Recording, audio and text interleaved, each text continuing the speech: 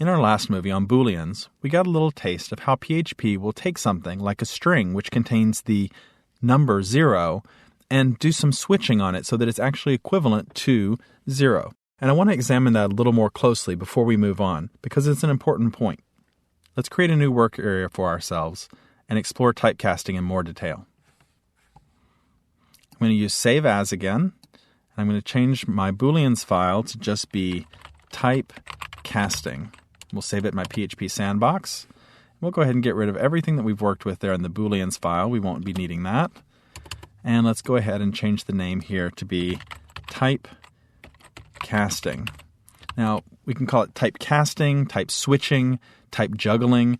The idea here is that out of all these different types that we've been working with, numbers, strings, that there's a fluidity between them and that we can actually switch from one type to another. And PHP will try and do this on its own. It has some pretty smart ideas about equivalency between the types. So, for example, if we have something like PHP, and we'll make a variable called variable1, and we'll set it equal to the number 2 inside a string. Now, that's a string. We've talked about that. It's not a number.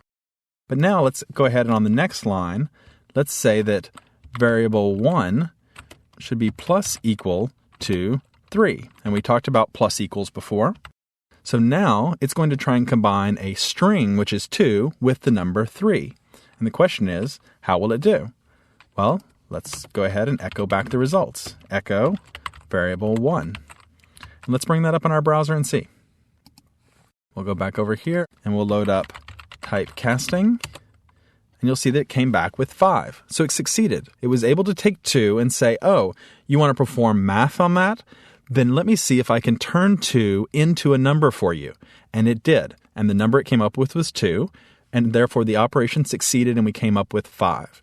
Now this is bad programming in some ways because we would not want to actually rely on it to make this switch for us. And we should have had the right type to begin with. As another example, let's say that the string had actually been 2 brown foxes.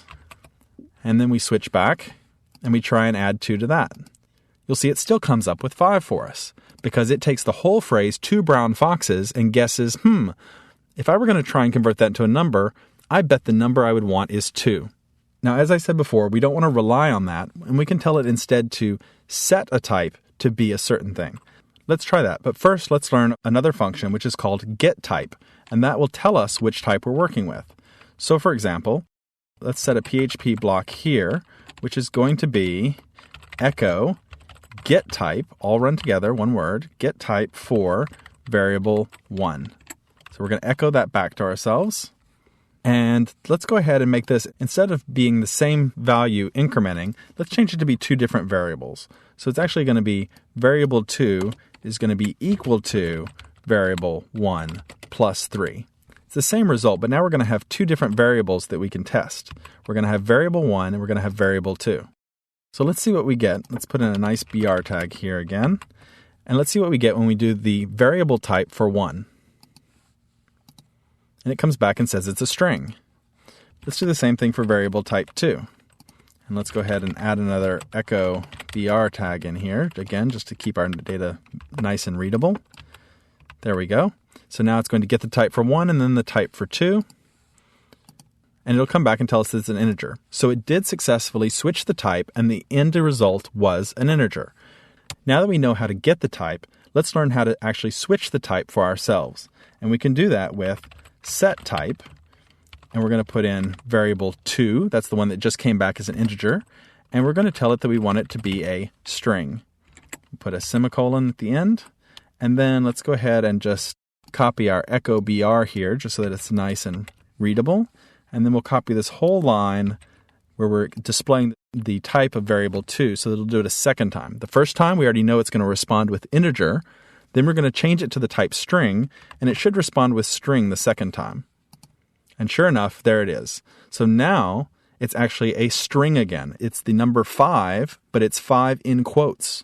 And it, of course, would gladly change that back for us automatically to an integer if we needed to work with it again.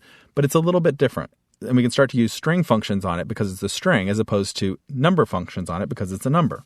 The other way that you can set a type on something is going to be by referring to it using the type first. let me show you how that works.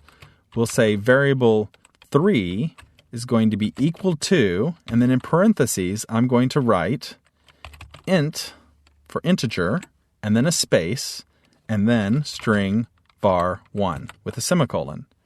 So now that I've assigned variable 3 and I've told it, look, take this string and make it an integer, I'm going to just take this line up here where we echo back the type, and I'm going to now ask for variable 3 to get what that is, save my document, and I'll come back over here and you'll see that now it tells me that it's an integer again. So up here is where it said it was a string. When I assigned it to variable 3, it became an integer again.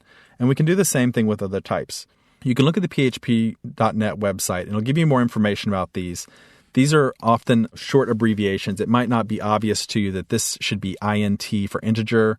You'll start to get a feel for them as you use them more. In truth, most of the time, if you've done your programming right, you'll be working with the right type, and you won't need to do a lot of switching. But the few times when it does come up, I want you to know how to handle it. The last thing I want to show you on this is that it is possible to test for which type you're using. So we'll go ahead and I'll just paste in a block of PHP here for you, which is going to echo back to us whether something is an array, is Boolean, is a float, is integer. And again, the results of this is a test. It's going to be Boolean. We talked about Booleans. So it's going to be a test, true or false. So we're going to end up getting zeros or ones output to our browser. And you'll see here that int has actually got a slightly different color. That's because there's two forms of it. And we can actually say is integer as well. So either of those will work, and it'll tell us whether or not it's an integer or not. Let's go ahead and just try it and see what variable 1 comes back as when we run all those tests. And you'll see that the only one that returned true was way down here. And sure enough, that's the one that says it's a string. And we can actually try that here. Let's just say string. And sure enough, string is the one that returned true because that's the type of variable 1. So we'll learn how to apply these Boolean statements of true or false, but we'll be able to test whether something has a certain type. We'll be able to get its type if we need it. We'll be able to switch the type and set it. Or we can let PHP do its best just to juggle the type on its own. Now that we understand all of the major types and we understand how to switch between the types, there's one last special kind of type that I want to talk about, which is going to be constants, before we move on and talk about control flow operators. So we'll cover constants in the very next movie.